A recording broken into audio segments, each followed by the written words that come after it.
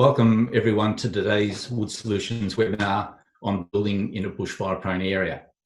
Today's presenter will be Nigel Bell from ECOdesign. Who is Wood Solutions? Wood Solutions is basically a program that's funded by Forest and Wood Products Australia. Wood Solutions is an independent, non-commercial program, so it doesn't push any particular products. All it is interested in providing some good, sound technical information. On the Wood Solutions website, it's the most visited timber website in the world. There are a whole range of online resources that are free to download, but also provides opportunities for educational training. So there are YouTube videos, there's a Wood Solutions campus, and there are podcasts as well. And the CPD training, as per today's webinar, is also provided by Wood Solutions. During today's webinar, you've got the opportunity to actually have a chat with colleagues that you may not have caught up with for a while. So at the bottom of your screen, there's a little chat function. So you can click on that and you can introduce yourself to everyone here today at the webinar, but also make contact with people that you may have not seen for a while. There's also the ability to ask some questions during today's webinar. So on that the bottom right-hand icon, if you click on that, you can ask a question, and those questions will come up. And I can during the seminar, I'll pull together some questions that we can ask Nigel at the end of his presentation. There's a series of seminars that are being held. The first one was done at the end of April. Which was just an introduction to cost management. So there's a series of webinars that are being done every Tuesday at 11 o'clock. A bit of a plug for next week's webinar, which will be a timber building case study at La Trobe University, which is a student accommodation building. There are also other range of webinar topics that will be done.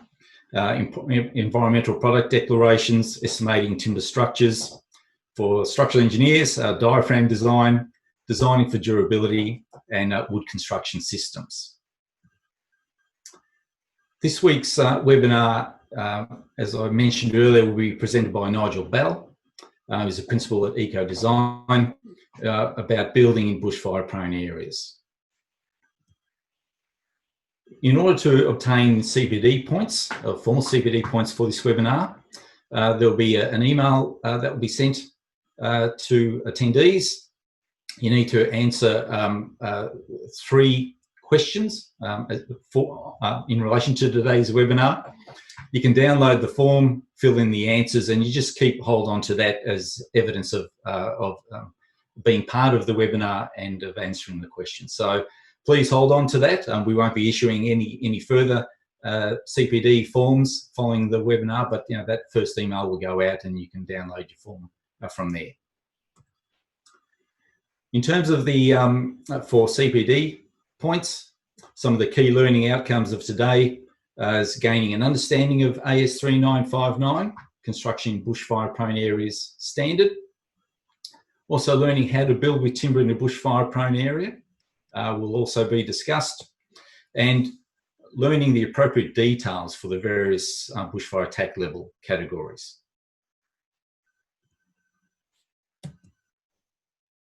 Sorry, I just got to move that one on. So in terms of the key CPD questions, or the CPD questions for today's presentation, will be: what does BEL stand for? How many BEL levels are there? And how many bushfire resisting timbers are there? So before we move on to Nigel, just a little bit of background in relation to bushfires. Obviously here in Australia, we've gone through a very devastating bushfire season with our Black Summer bushfires. Tragically, 33 people lost their lives. Over 10 million hectares were burnt. More than 3,000 houses and 7,000 outbuildings were destroyed, as well as millions of plants and animals perished. Governments around Australia have established inquiries at both the state level and the federal level, federally with the Australian Royal Commission now underway. whilst we have these inquiries underway, construction is currently being undertaken. So we're also not only battling the rebuilding process, but also with unfortunately with our COVID virus, COVID-19. But the bushfire or the rebuilding is underway. So I suppose it's from a Wood Solutions perspective, the aim is to try and assist people with upskilling to understand some of the basic bushfire fundamentals with the aim of building back better. So a little bit about our presenter today. Nigel Bell is a principal of ECOdesign Architects and Consultants. Working from his Blue Mountains studio, Nigel's been involved in environmental design and social issues for decades. Nigel gets heavily involved in designing in bushfire areas as part of his practice. He's won many design awards, including a Churchill Fellowship, Banksy Award, to name a couple. And the practice was judged a few years ago as Blue Mountains' Outstanding Environmental Business. Nigel also represents the Australian Institute of Architects on AS 3959. So he's got a very good understanding of how we should be building in bushfire-prone areas. So I'll now pass on to Nigel. Okay, thank you. Thank you for the introduction there, Boris. Boris has his own expertise in building with timber in bushfire-prone areas.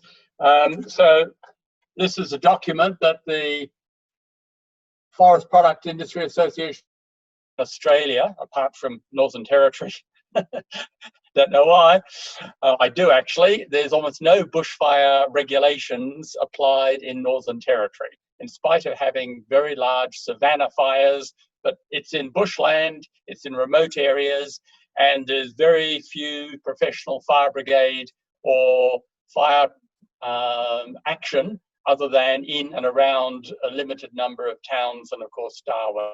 This chart shows additional days with high or above average fire danger expected in about 40 years.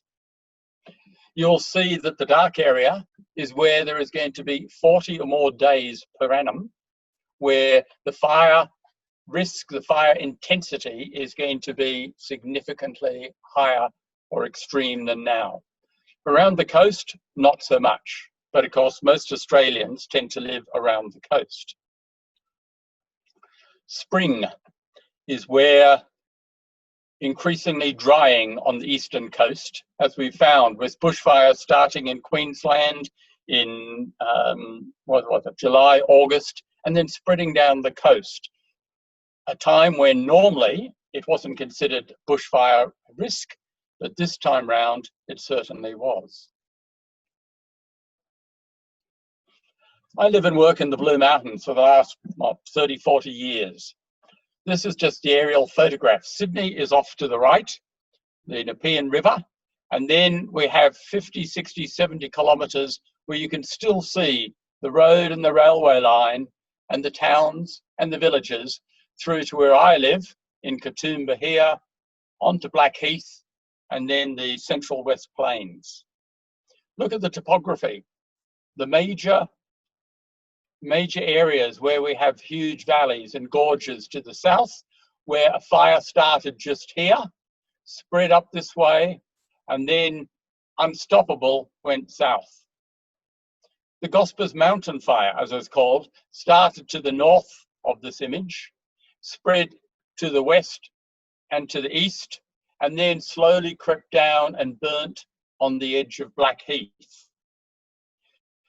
We in the Blue Mountains are one of the most bushfire-prone areas, and if you look at the topography, you'll get a feel for the fact that there's one ridge, side roads, and houses, unfortunately, all the way along.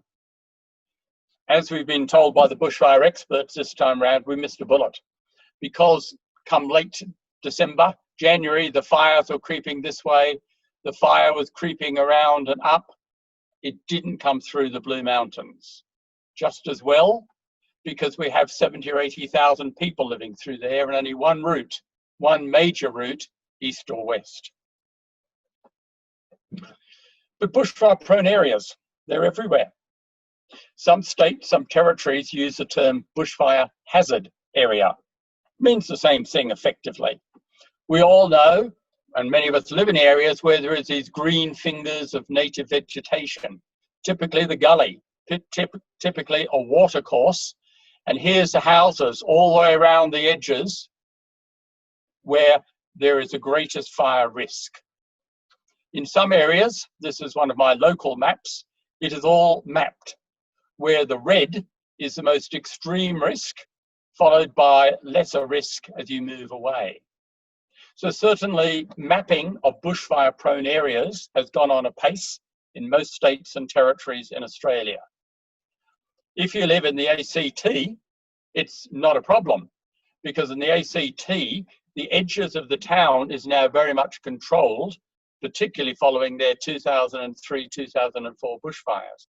They have full separation between bushland and roads around the perimeter, grasslands, and maintained vegetation before the houses.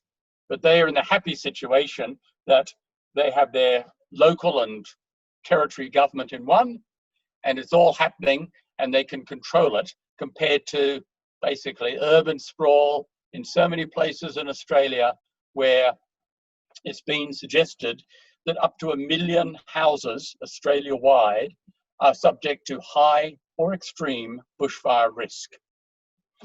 This is a real problem. I'm sure one that the state inquiries and the Royal Commission will be looking at, and I'll talk more about later. What can we do for the existing houses in high or extreme bushland areas with the estimate of up to 1 million such properties?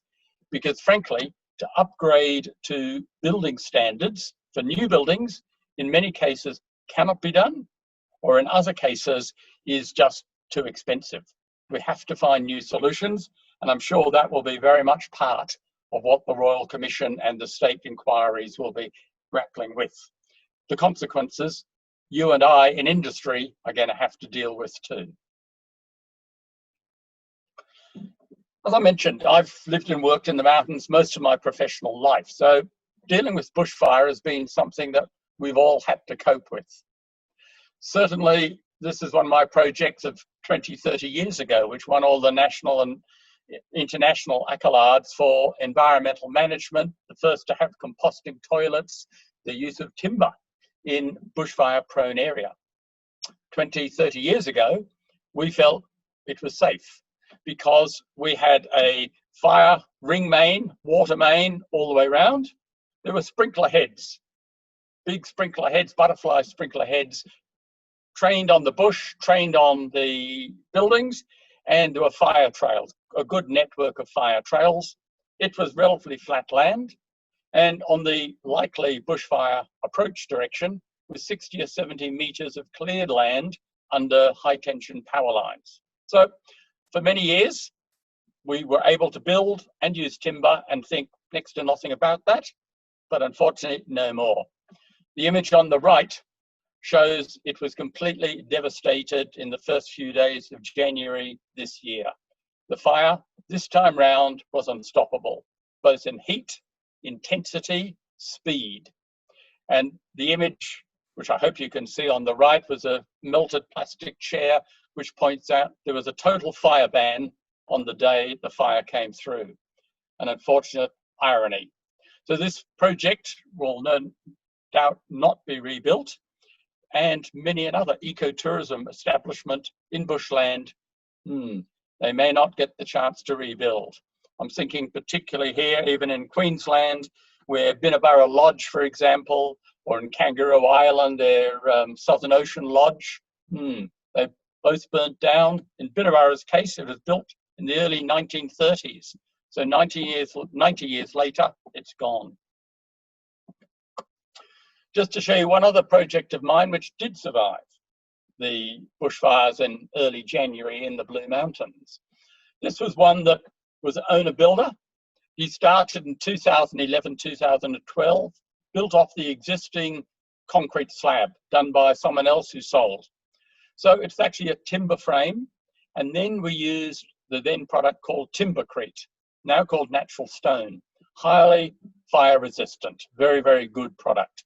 We kept it low, it was dug in, and we had a series of different roofs, as you can see, facing north to get the northern sun in, because otherwise the outlook was to the west, the outlook of the approaching bushfire.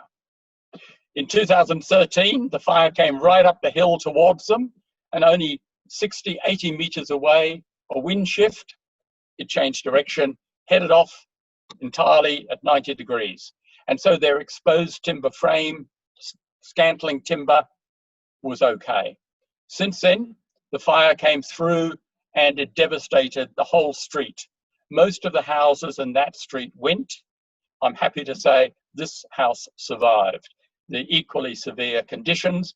And the interesting point is that on the western side, which is hottest, driest, where we knew the fire direction would come, apart from having fire-resisting materials, we very deliberately had a steel-framed pergola and screens that came down 3 meters away from the wall.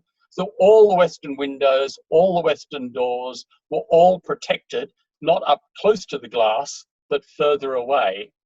And of course, like good permaculture principles, it had multiple benefits. It gave them shade on hot summer afternoons. Western sun could get unbearable here. It gave them an outdoor space which they could keep, flies, mosquitoes out. And most importantly here, this house survived the bushfires. All the neighbouring ones and the ones up the hill all were destroyed. So I've had to deal with it for many years. This is my own studio, which I worked from at Katoomba. I would not now be allowed to build it, but 21 years ago, I could and did. So the big tree over there has since fallen. Trees tend to do that, so I get more western sun. But the whole point of this was to demonstrate environmental design 20 or more years ago, where I used radially cut timber from Victoria, Gippsland. Would you believe it cost more for cartage than it did for the timber? And this is cutting it like slices from a pie and using it as weatherboards on the outside, along with shadow clad, which most of you probably know. Inside, reject flooring from good old Boral, whole slabs of timber, and then using offcuts to suspend my bench top, to suspend things, and use a recycled straw product called Solomit on the ceiling. So it's not been through a bushfire directly. Fires have come near, but it's timber, and it's certainly lasted the last 20 years, I hope, the next 120. So my point is, I've been living and working with timber, bushfire, architecture, design, building for a long while. Oops, wrong one. So let's just quickly look at planning regulations. Because in Australia, different states and territories deal with it differently. The only national agreement comes from the Building Code of Australia, NCC, and that is about construction materials, construction requirements, I'll address in a moment. But most of the legislation is actually about town planning, where you can build, how you can build. In New South Wales, it's planning for bushfire protection, of which there's a new version came live only a few months ago. Queensland, there is new regulations came into play this year.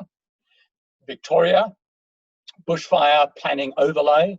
There's a series of different requirements in different states, obviously related to the fact that every state government or territory government has total control over their use of land, their environmental management procedures, emergency control, emergency forces, emergency actions.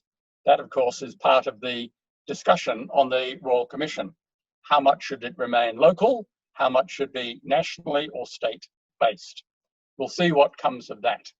But certainly I make the point that every state and territory, except for Northern Territory, starts with its town planning, then moves on to more specific local controls. The only national agreement is Australian Standard 3959, and that is to do with construction of buildings in bushfire-prone areas. The newest version came out in late 2018. It now applies nationally.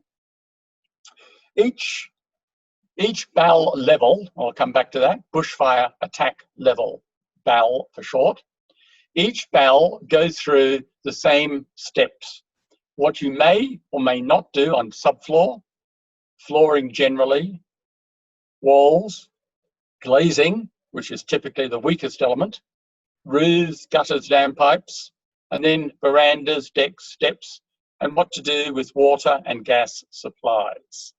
So, construction of buildings, bushfire-prone areas, AS 3959 2018 is called up by the Building Code of Australia and is mandated across everywhere. However, not actually enforced to the same degree in some jurisdictions compared to others. Now, those of you who know the Building Code understand that there is deemed to satisfy, and that's what 3959 is all about, or the alternative solution. Last year, the bushfire verification method was published. So if you want to do something different, to introduce a new material, or use a certified fire engineer to use a different way of getting approval, in principle, you can do that.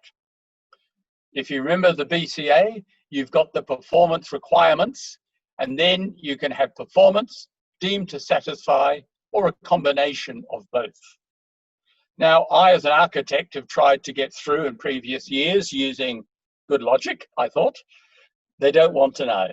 These days, it has to become a certified fire engineer, and he or she will really have to use the bushfire verification method and be able to explain and justify with science and numbers why the preferred or alternative method will meet the alternative provisions of meeting the performance.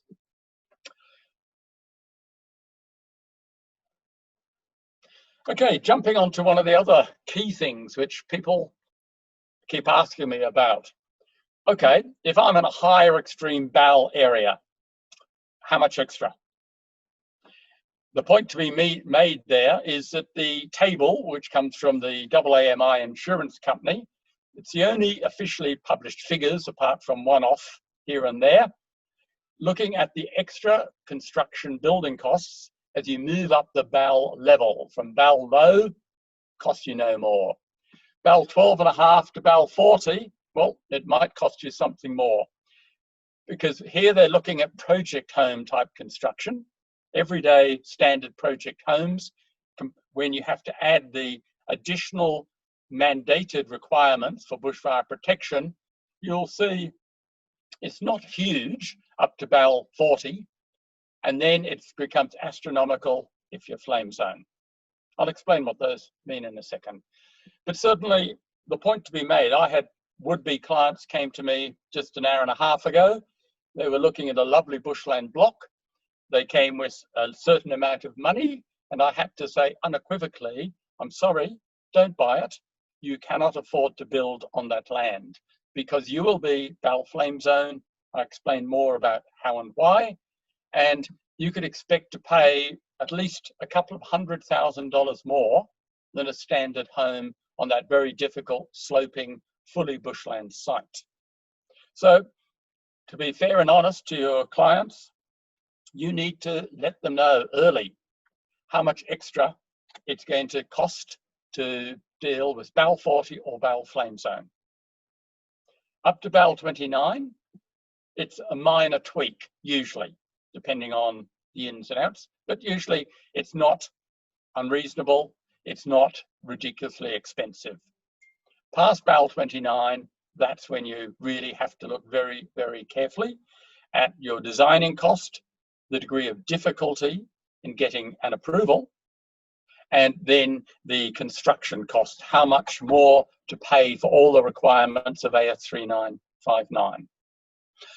One point I should make here is that in a number of states, I'm thinking of Tasmania, Victoria, parts of Queensland, in particular, they do not want construction, they do not want building past BAL 29. ACT also. If you have to submit for a project which is BAL 40 or flame zone, then the likelihood of getting approval is getting slimmer and slimmer. So again, you need to do homework up front.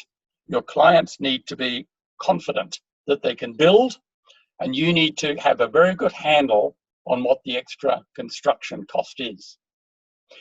And for architects, building designers, I suggest that your extra time could be as much as 20% in the detailing, going through the requirements of 3959, dealing with council, dealing with your bushfire authority.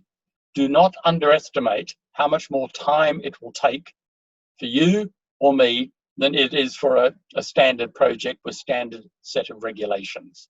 So cost is a major, major factor once we're getting to high and extreme bushfire risk.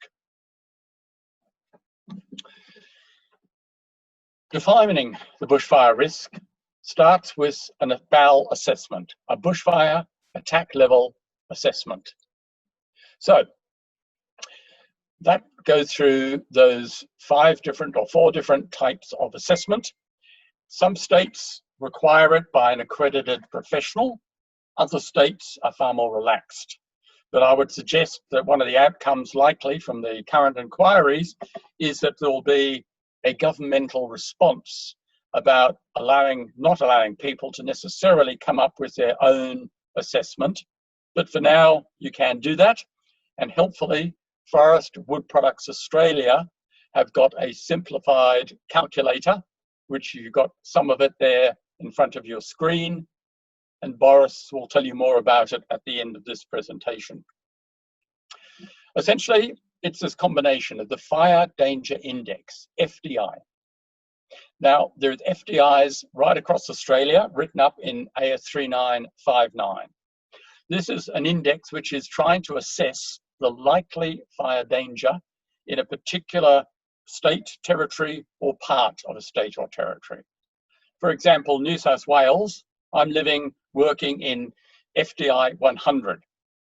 That's based on a flame temperature of 1,070 degrees. I point out that the Victorian fires had got to over 1,700 degrees. So ignoring that, FDI 100 is the maximum here and now in the regulations. If I was further west, it would be FDI 80. And if I was in Victoria or New South Wales Alpine area, where of course they've had fires and of course they've lost buildings in the recent fires, they are FDI 40.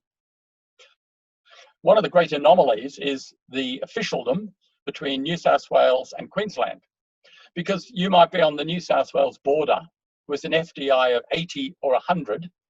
The moment you cross the imaginary line, which of course COVID, a strong COVID line at the moment, you go from 80 or 100, all of Queensland is officially 40.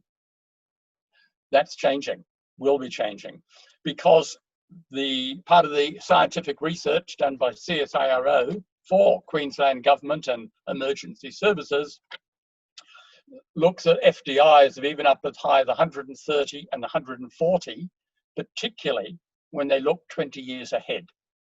So, as I said at the beginning, FDIs, the starting point of assessment in some jurisdictions is low. The easy thing for regulators is to raise it. And that will push up your construction requirements everywhere, every time. Slope. It's not the slope where the building is as much as the slope under the vegetation. And depending on which state and how they assess it, it's normally to do with native vegetation, unmanaged native vegetation. But there are exceptions, there are provisos. Different states treat it differently. So I can't give you a firm detail. Interestingly, part of the work in Queensland, they have 129 different vegetation types, all scientifically mapped by CSIRO, whereas AS 3959 has 26 vegetation types under a limited number of categories.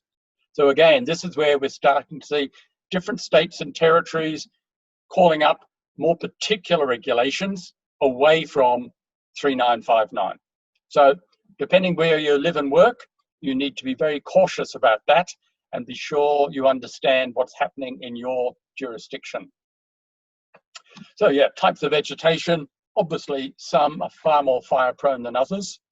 And certainly where I live and work in a cold climate area, the problem is where you have exotic gardens of cold climate, beautiful European trees in fabulous autumn color at the moment, mixed in with eucalypts. How do you make that assessment?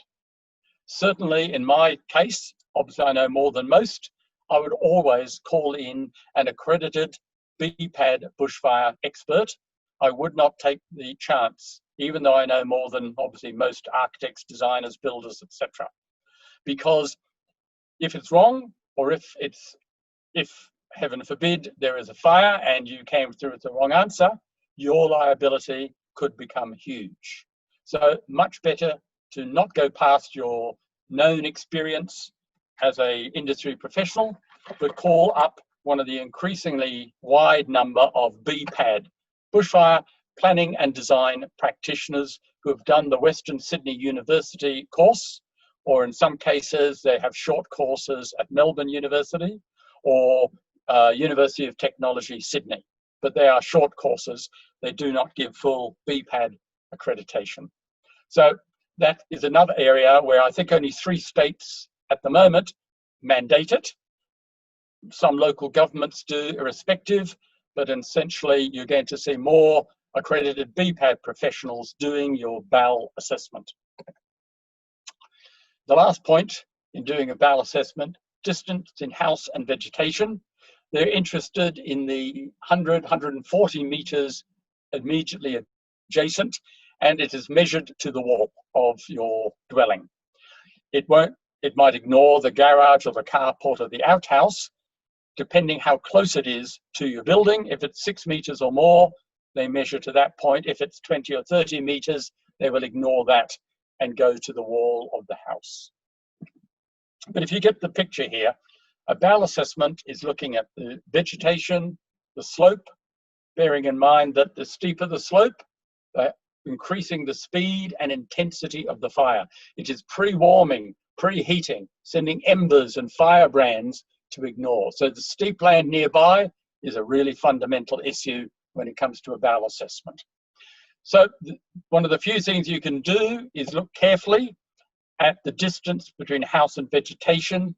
And this is where 1030, Victoria, 1050, New South Wales, and other states, given the right to remove native vegetation on your property, only on your property, if it's bushfire prone, and you can remove the risk to that distance.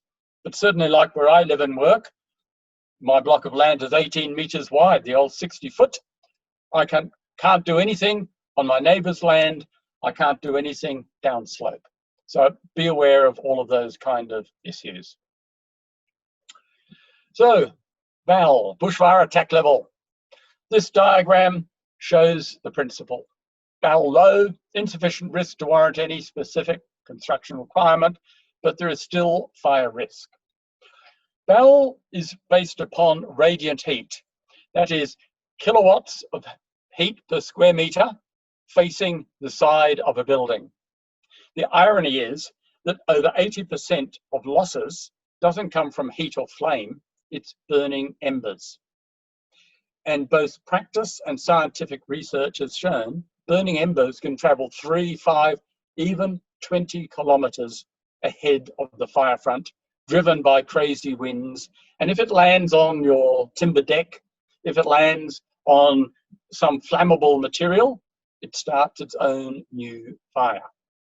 Fundamental problem that helps make bushfires totally unpredictable, much more so than other calamities such as flooding. So, as I said, BAL 12.5, 12.5 kilowatts per square meter, not a big deal. BAL 19 up to BAL 29, it is not a big change in standard everyday construction in most jurisdictions. But BAL 40, increasing ember attack, wind-blown debris, radiant heat in 29 and 40 kilowatts per square meter. And bear in mind, think of your 1 bar, 2 bar electric radiator of years gone by. That was just 1 kilowatt or 2 kilowatts. Think of that heat given to you when you're sitting a meter or two away. These heat kilowatts per square meter shows why, if you are out and exposed, as firefighters are, although they are wearing, we hope, protective suits and full PPE, it shows that within a minute, you would be dead if you were out in the open by the time you even get to past BAL 12.5. People can't take extreme radiant heat, let alone the embers, which is scary, or the flame, which of course is impossible. So flame zone, it's got everything. It's got flame licking the building, around, above, coming through to the rear, perhaps coming underneath if your building is elevated. So you have to start with your understanding of what a BAL is, because everything else that follows then works to a BAL rating. So the view from the top of the hill, top of the mountain, might be great, but on that one day in how many years, it's crucial. Fire intensity is massively increased up the slope. If you are past 18-degree slope, where the vegetation is, you must do an alternative solution. You must call in the fire engineers, you must have an alternative solution report, which will no doubt go to your local government, and certainly in a number of states, they will automatically not take the risk themselves. They will pass it on to the country fire authority, emergency services, rural fire, whoever, and pass the responsibility to them to consider what the risk is and what the conditions of approval, if they are approving it, what those conditions must be. And of course, in my jurisdiction, we have some of the toughest rules anywhere in Australia, and it is a problem because we might get a different answer from local government than we do from the Rural Fire Service, and the RFS will nearly always trump the requirements. People won't take the risk, and after intensive bushfires, they're even less inclined to take a risk.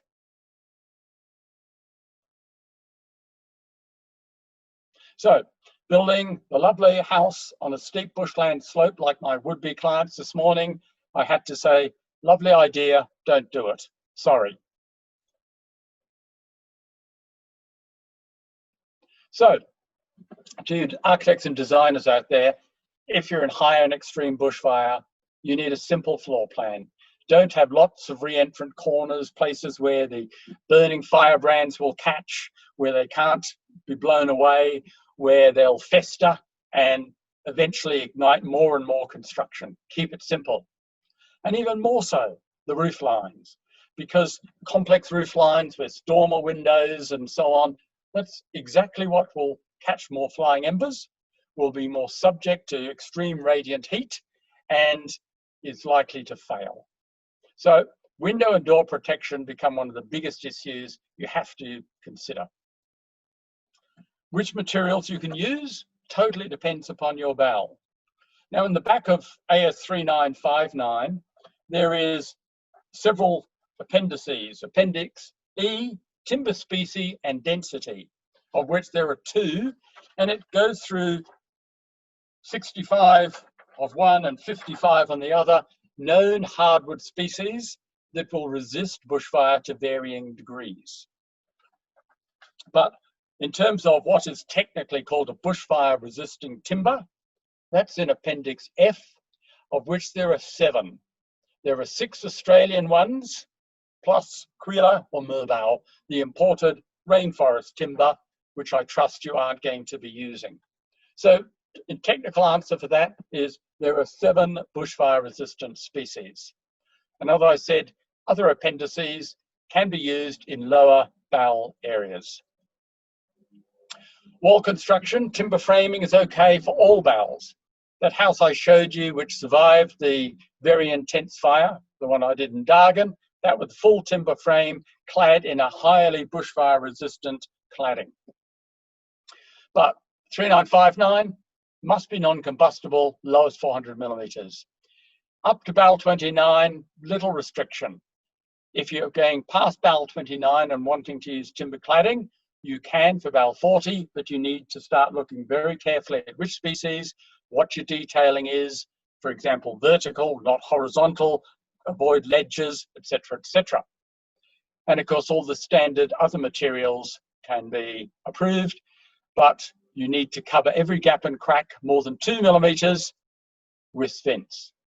Windows, doors, one of the biggest areas of concern. This is Par Hammer. They have fully approved, tested up to flame zone for imported timbers from, I think it's Fiji, and a ceramic type clear glass.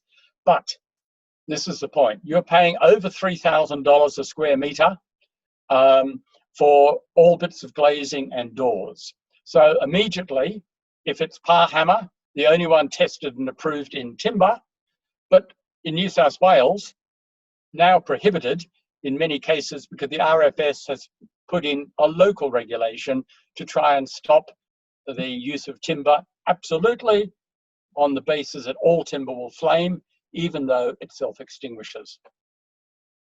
A more usual path is to provide a bushfire shutter. The literal wording of 3959 no longer permits aluminium shutters, which of course have been around for decades, but they must be fixed to buildings. They must be fire tested to 1530.8 series. Now, the point of that is this brand is called Heral, which comes from Germany. It's stainless steel, it's insulated, it has a big head box.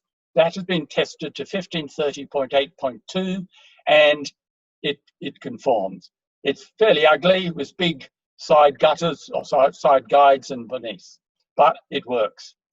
Obviously, this brand of Swiss chalet style shutter works completely, absolutely. It's a heavy metal frame, multiple layers inside, perfectly good if you don't mind the aesthetics, and you've got a square or rectangular window. Anything else, you can't possibly do it. But that is also tested and approved. The use of using stainless steel fabrics has been a matter of great intensity for the last year or two. There is now Greenfire has finally got its ones tested and approved, and there's also smoke control. And the point was that whilst they had met 1530.4 fire test previously and passed with flying colours, the literal wording says must be tested date to have been. Moving quickly, enclosed under floor, because obviously fires will be underneath and you need to protect underneath. Posts must be non-combustible, particularly at the bottom. Fire-resisting timbers from 3959 up to BAL 29, but metal posts if you're moving higher up. Decks and verandas, again, not a big deal to BAL 29, but again, difference in the regulation, the lowest 400 millimeters, because experience has shown that's where the burning embers and the leaves, or even the burning mulch, if people are silly enough to take timber mulch right up to their buildings, that's burning. So you need to look carefully at that. Also, space decking or non-space decking, an endless matter for discussion. I personally don't use tiled roofs in high extreme bushfire areas for obvious reasons. If you're trying to make sure there's no gap or crack of 2 millimeter, every tile has to be tied down individually, and then it's relying on the sarking, the fireproof sarking beneath it. So one of the other consequences of our changing climate is extreme winds. So quite apart from what you're used to in terms of designing for different N ratings, you may want to consider, if you're looking ahead, putting it up a notch, because bushfires, as you've probably read, develop their own extreme fire. Landscaping, one of the key areas to look at and often forgotten. So design, garden design, there is just one publication at the moment, Australia-wide, giving advice, and that's the Country Fire Authority in Victoria. But I know the Australian Institute of Landscape Architects at the very minute are looking at building and developing on that. Maintenance by homeowner is flammable, is highly essential. Too easy not to. Bushfire shelters will become increasingly the subject of scrutiny and these inquiries, because there are so many areas you cannot possibly escape from if the fires come through. New South Wales doesn't like them. Victoria is encouraging them. This is going to change. There is hardly any off-the-shelf items available. I think Wildfire is a company that does that. It's got its own problems, steepness. The door is 60 kilograms in weight. So not everyone can lift or close 60 kilograms. But an accredited bushfire shelter, a bunker, is going to be increasingly on the market and accepted. Water supplies is the other fundamental to reduce fire risk, particularly for existing buildings. And I'm happy to say that the bushfire water spray standards, AS 5414, is going to be revisited to make it more sensible and up to date, because there is new information and we should be able to use it past BAL 29. There's been a doctorate, there's been research at Wollongong University, and you can now use sensors, not cheap. The one I've just putting in on a project, $25,000 plus builder's markup for a comprehensive one, so it's not cheap. Timber can be used. I've used it, I continue to use it, but I look very carefully at where and how when it comes to the external. This publication, you can see, Building with Timber Bushfire Prone Areas, written by Boris. It's free, it's detailed, and it goes through step by step what you can and can't use it for. It's there on the website, and Boris might address it in a moment. Timber, of course, is renewable. It's low energy, it locks up carbon, releases oxygen. It is the most sustainable. But also, you have to look very carefully now at flammability, your BAL levels, which ones you use externally or what do you not use externally compared to all the things we've done in past years. It's a different scenario, it's a different world. We have to be up to date with bushfire building, BAL levels, insurance, and know what's happening. So, questions, please. All right. Thanks, Nigel. So we'll just move on onto some questions. Sorry, I just need to get my back up. Sorry about this. We're both new to using Zoom. Yeah. Well, I'll answer that one. Are we looking, is the objective to protect buildings or protect life?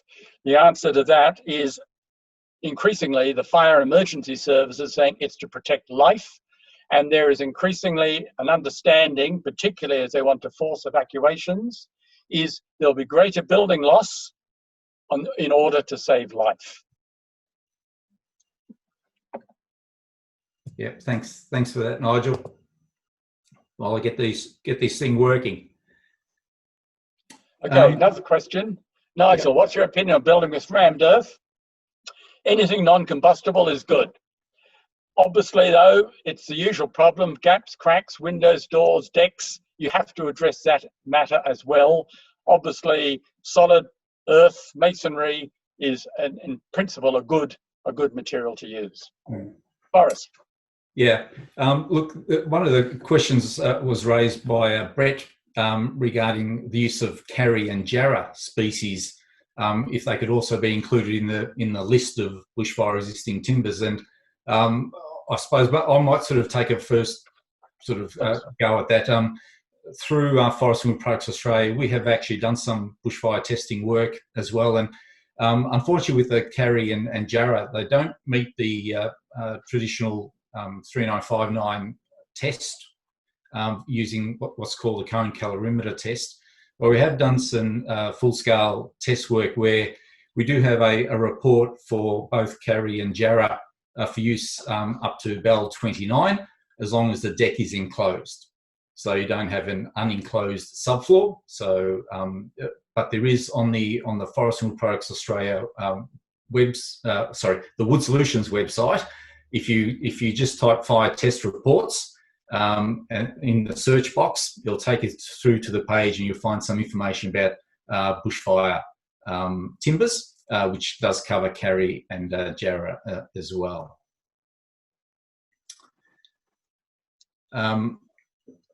What about, sorry, one of the questions, Nigel, is about the use of fibre cement boards. Can that be used as a cladding type material? Yes, in principle. The 9mm minimum is what's required, although I do point out that there is questions on the AS3959 committee about whether it's really such a good material at 9mm. Certainly, there's been more interest in magnesium oxide boards because they are definitely more fire resisting. There are, unfortunately, Inex went to the wall in Australia, Fire Crunch Australia, ProMat bushfire board, and there's one just new one on the market that I know of at any rate in Victoria. What's it called? Healthy Breathing Products. They also have an imported magnesium oxide board which does the same sort of thing. There's another question, and I suppose this one's what interested me. Do you think there's a likelihood of any retrospective upgrading of existing buildings in bushfire areas? What's your view on that? The difficulty, certainly in this state, is if you are going to do an addition or an alteration with 50% or more of the building volume, usually they just take it as floor plan, the whole building has to conform to whatever the BAL rating is.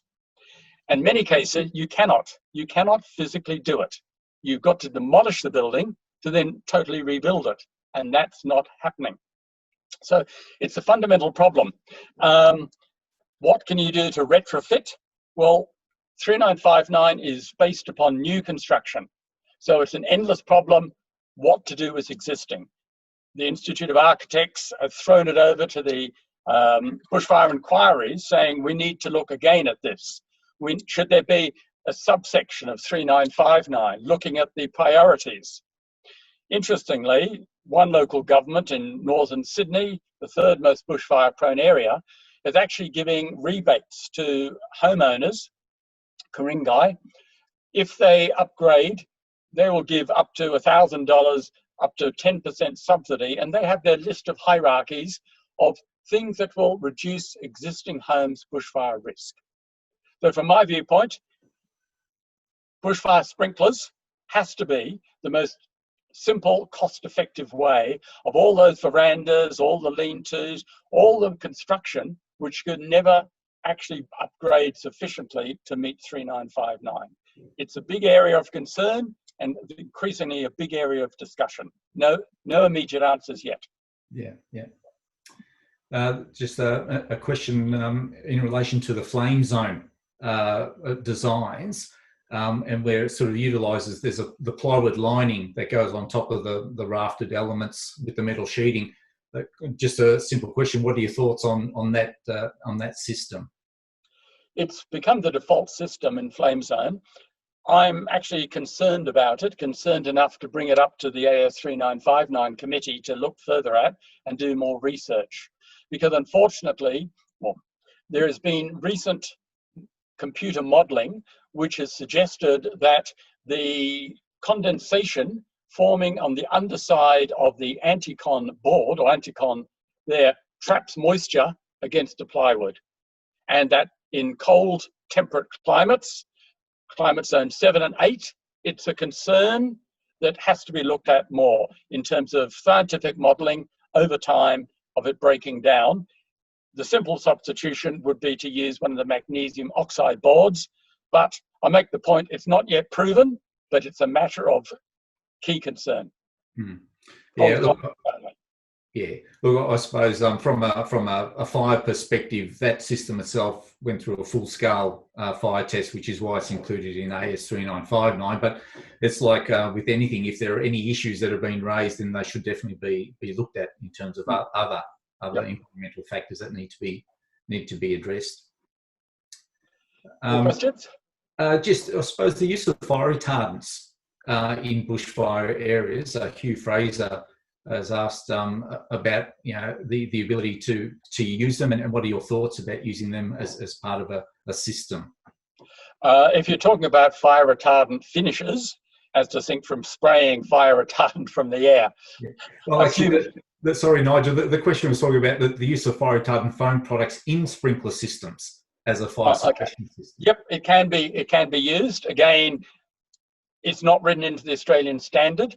It's one of a whole number of things that is being revisited, because when the standard was written, 2010, 2011, it wasn't really an option. And the sprinkler system says only up to BAL 19, where in reality, it should be able to be used in all, and particularly higher extreme ones, because it is known, commercial buildings, protecting glazing, you can use sprinkler spray systems.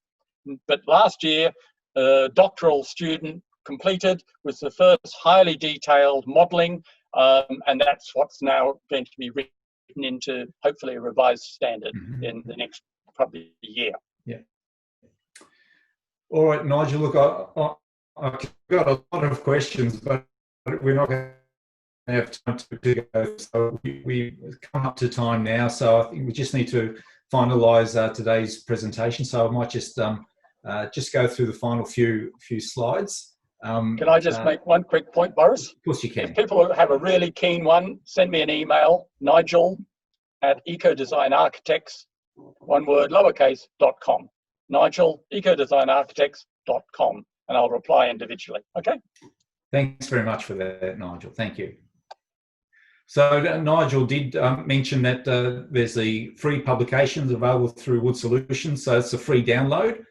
Simple registration on the Wood Solutions website at woodsolutions.com.au, and as I said, free download for Technical Design Guide number 4. Also available on the Wood Solutions website is the bushfire calculator that Nigel made mention to, where you can input the various criteria, the vegetation type, your fire danger index, etc. The beauty of the calculator is that down the bottom, you'll see that it actually lists various bushfire attack levels depending on the distance to the vegetation. So obviously that's difficult to do if you're on a let's say the quarter acre block, but if you're out in regional Victoria where you may have the ability to move your house slightly away from the vegetation, you might be able to, in effect, be able to drop your bushfire attack level, and as Nigel said, potentially save some costs there on your design and construction. So a quick reminder that next week's webinar, so hopefully if you have an interest in building with timber structures, this is the case study of La Trobe University's student accommodation building. So it should be a great webinar for next week. So I'd like to, just before we finally conclude, thank you very much, Nigel, for your presentation. Pleasure. Very well provided and presented. And look forward to catching up at some stage, Nigel, not too distant. Cheers. Bye all. Thank you everyone for attending. So have a good day.